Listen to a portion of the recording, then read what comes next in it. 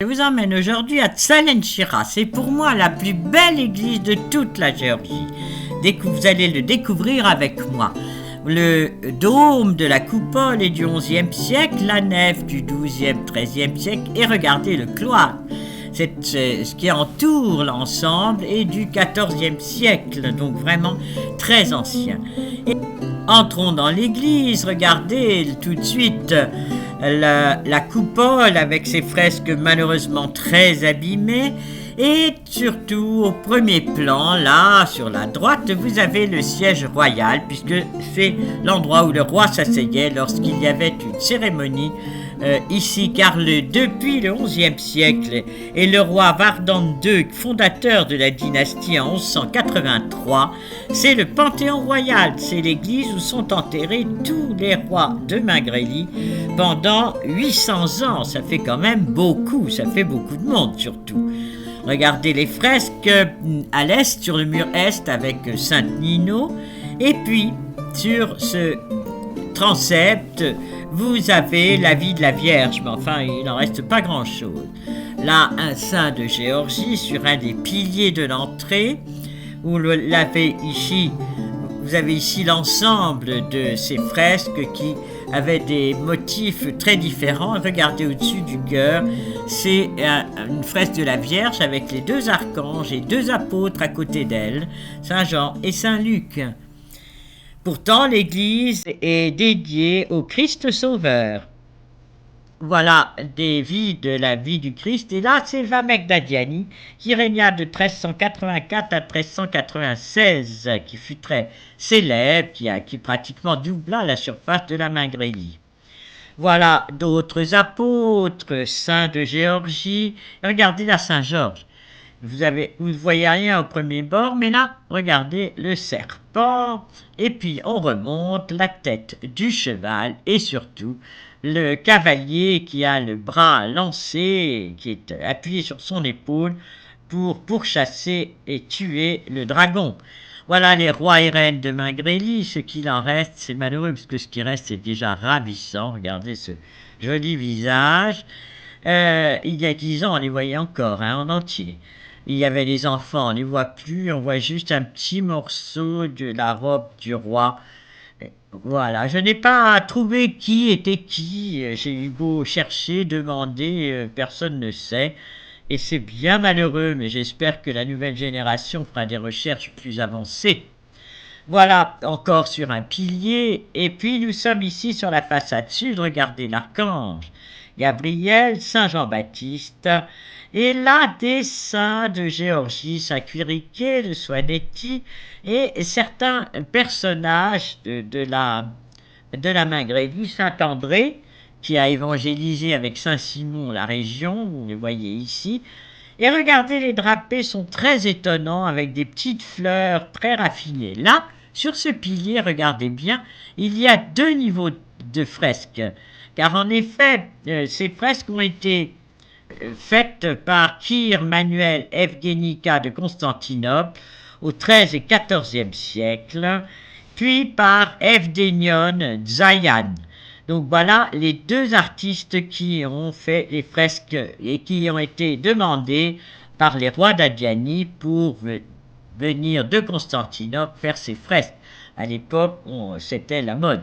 Et ça, c'est ma fresque préférée. C'est les 3 hommes qui sont en train d'être bouillis vivants par le roi Nabuchodonosor. Le Dieu fait un miracle. Ils sont recouverts de rosée et chantent la gloire de Dieu. Nabuchodonosor, le roi que vous voyez là, est tellement époustouflé du miracle qu'il devient chrétien et demande le baptême.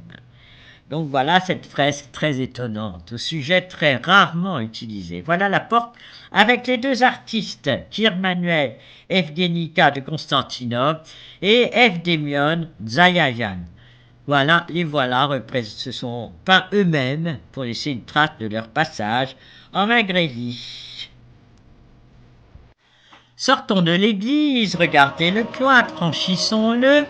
Et sur la droite, vous avez une petite porte qui donne dans une chapelle. C'est une des 2 chapelles mortuaires où sont enterrés les Dadiani. Voilà la croix du dernier prêtre qui est mort là, que nous avons bien connu et qui avait subi sous les communistes bien des misères.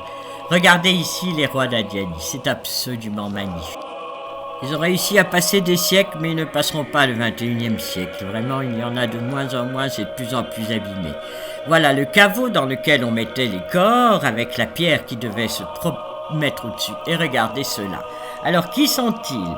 Est-ce que c'est les 22 d'Adiani, Nestam d'Arezani, son épouse, ou d'autres? En fait, on ne sait pas. Enfin, sûrement quelqu'un sait, mais je n'ai pas trouvé qui.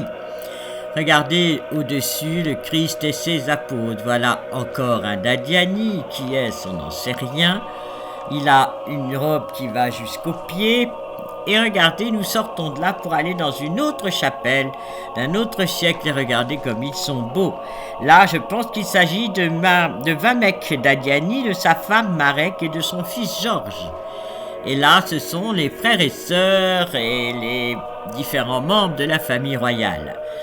Puis, sur l'autre mur, le roi suivant, donc qui a succédé à Vamek, et tous les autres.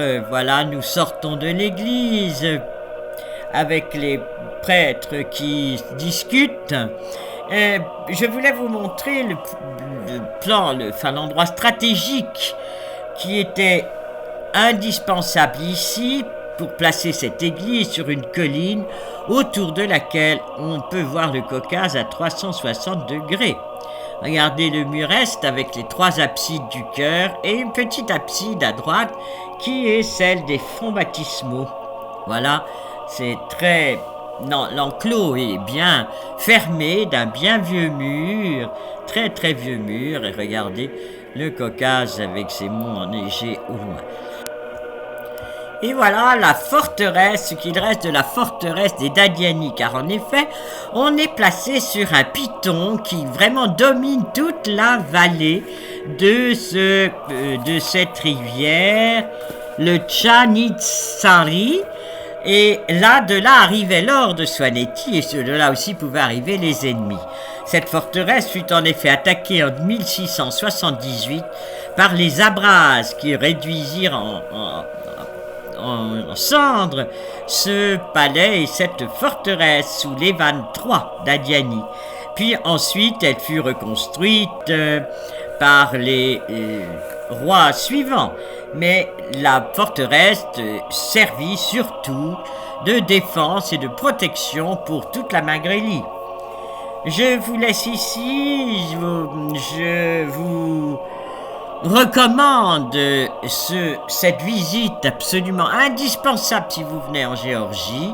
Laissons là les prêtres prier pour tous les rois enterrés ici. Et je termine avec le fameux air Raval Jamier, ça veut dire vive le roi. À bientôt pour une autre visite.